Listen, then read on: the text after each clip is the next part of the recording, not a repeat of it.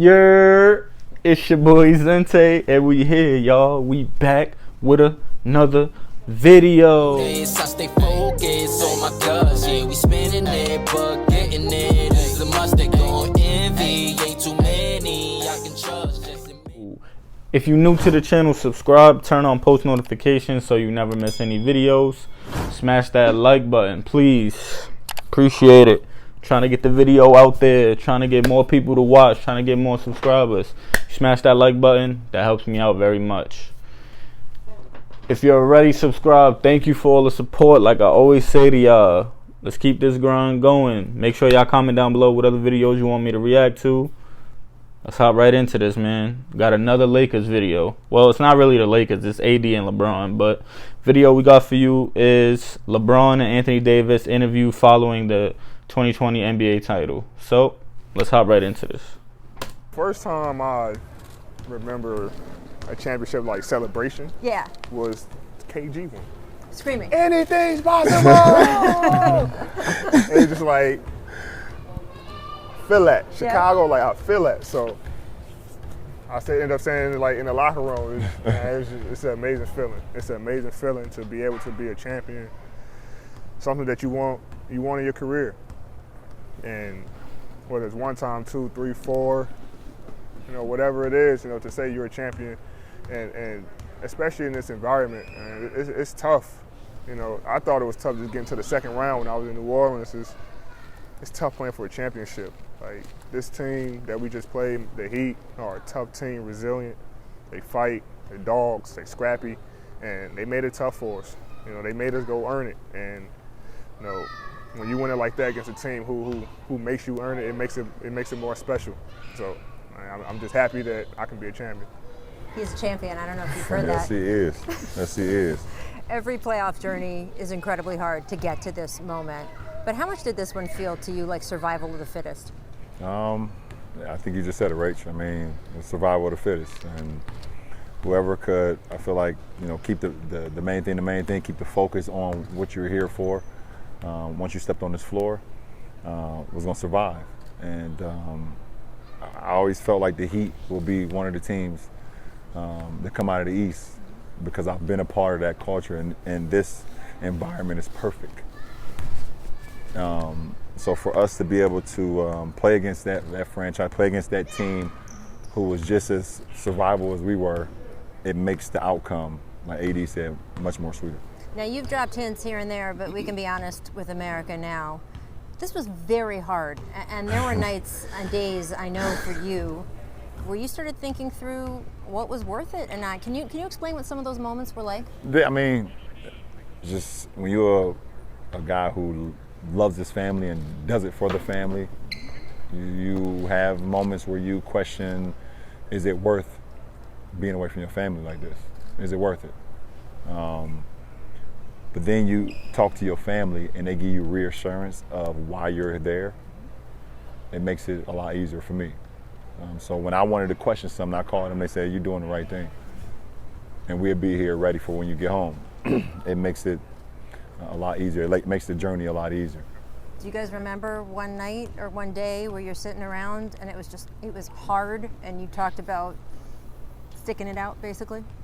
I mean, that was damn near every night. That's why we was always in each other's rooms. That's why we was always together. Yeah. Because we was always together. We might have had our families. I mean, I had my family here, but before it was we are each other's family, entire team, and we stayed in each other's room playing video games, doing whatever we can to just stay together. Because we know it's going to be tough, and this organization does a great job of making sure there's a family culture, and we want to make sure that we had each other's backs, and it showed on the floor and off the floor, and we were able to have a fun time and make it worth it in the bubble. And we always talked about this would be even more worth it to win a championship. We're here, we're sacrificing for a little over 3 months. And now these kids. I love it. That's your daughter running around behind you right now. I love it. I love it. I love it. It's a beautiful thing. And Marquis's daughter. Marquis's daughter here with us right now. Hello. And so we're able to just, stick it out and realize, like say, you call your family and they say, no, You're not coming home. What? He'll win this championship and then come home. So they give you that reinsurance, like you said, to make this all worth it. I know you, and I know that you consider this not just a win for you, but for the style of basketball you play. You said earlier tonight, I heard my whole career be more like him. We know that him is, of course, Michael Jordan. This title is going to reignite all those debates. Do you see yourself at the center of that discussion, or do you think with the way you have won these titles, you have gone off on your own separate trajectory? That's not for me to question or wonder or debate. I think that's what you guys would do. We never do stuff like that. Yeah, I know you never do stuff like that. Anything like that. Ever. For me personally, I have a way that I play the game. I have a way that I lead. I have a way that I challenge my guys and challenge myself. But more importantly, at the end of my career, I just hope I made a lot of people proud for the way I approach the game. And that's all that matters to me. And there's going to be debates. That's what it's all about. People, we call it barbershop talk. Yep. People are going to do it. So hopefully you do enough to, no matter which way it's sway, they say, okay, I respected him no matter what. So that was a very nice answer, and I know that you meant it. I that's do. The truth. That's the But truth. I know, but then you also said up on that stage with me a little bit earlier, give me my damn respect. What does that mean? Sure. Yeah, For sure. I mean, at the end of the day, there's always going to be disrespect, and I don't believe in that though. I don't. Respect. All you got at the end of the day is your word and your respect, especially as a man. And even in sports, there are people that still doubt me even at this point in my career. And they're going to continue to do that as long as I put on a uniform, which I've realized. But being with him and being with those other 13 guys on the floor, it doesn't matter. It drives me, so I appreciate it. Thank you. I appreciate it. But at the end of the day, if I'm making Anthony and my other 13 teammates proud, and then nothing else matters. You're a Chicago guy, so this is going to be maybe the toughest question I ask you. Is he the greatest of all time? What I've seen from this year, and even going back to what he done in 15, Cleveland? 15. Down 3-1. I think 15. 16? 16 was down 16. 3-1. 16, Yeah, down 16. 3-1 to come back and will his team to a championship. Man, it's unreal. To do that in the finals against a team that's rolling, it's tough. To get 3 championships with 3 different franchises, 4th final MVP. Four championships No in gas. Four three championships. franchises. How many final MVPs? 4. Don't gas me. Don't gas me. It's, man. He different. I mean, it's like, and I'm from Chicago, so I love Jordan. Like, the shoes I got on is Jordan, Kobe. So like, him and Bron have been the guys that always inspired me. But coming up, I was huge fan. I wish you could see our texts. Like, we just seen each other long texts. Like, man, it's crazy how it comes full circle. But he's done a hell of a job for us and done a hell of a job for me. And all I can say is that it's a tough ass debate. There's no, like, we gotta speak facts. And he definitely made a case for himself by winning this championship tonight. By the Y'all way, see me smiling, laughing. It's these the little kids, squeals, I love the it. little squeals It's of making these me kids happy. has It's been making me pretty so happy to amazing. get home to my family tomorrow. The idea that your kid and all the children of this team are playing around us is pretty amazing and pretty cool. So shout out to that. You said after your last title, you just have left to chase ghosts now. Is that still true for you? I don't know. I really don't. I don't, and I can't even sit here and say that I care. What I care about is these men and the women that works with our franchise, of putting in the countless hours of hard work, the dedication, the sacrifices that we're all making to get to this point. And we can look up there behind you, Rach, and say that says NBA Finals champions, Los Angeles Lakers. The debates can happen. Y'all can talk about it. I'll talk about it with my guys when we at home, our friends and all that stuff, but I'm not going to give it to y'all. I'm not going to do it. I'm not going to fall for it. You guys know how much I love Michael Jordan. I wear number 23 because of Michael Jordan. When I first got my first pair of Jordans, I was you couldn't tell me nothing. So y'all can do the debates. Y'all can figure that out. Let's talk about this guy and the relationship you two have then instead. You guys have been friends since you played on the Olympic team together in 2012. It's been a bit of a big brother to you for years. LeBron, AD told me how he took a Greyhound bus from Chicago to Ohio. He told me that story camp. a couple times. Yeah. But still, until you actually play together, you don't know how it's really going to fit. Why did it work so well for the two of you? Two alpha males who put everything to the side, no egos, no jealousy, to go out there and just compete. You know, I told him I'm going to give everything I got for us to win a championship. He told me he's going to do the same. And we went out there and we get it done. You know, and it's not smooth on the way. You know, there's always going to be ups and downs, bumps in the road. And we had our moments where, in games, off the court, but at the same time, we knew what the goal was. And that's for us to be champions. And when you got two guys who just want to be champions, who just want to grind, who want to work, it makes it so much easier.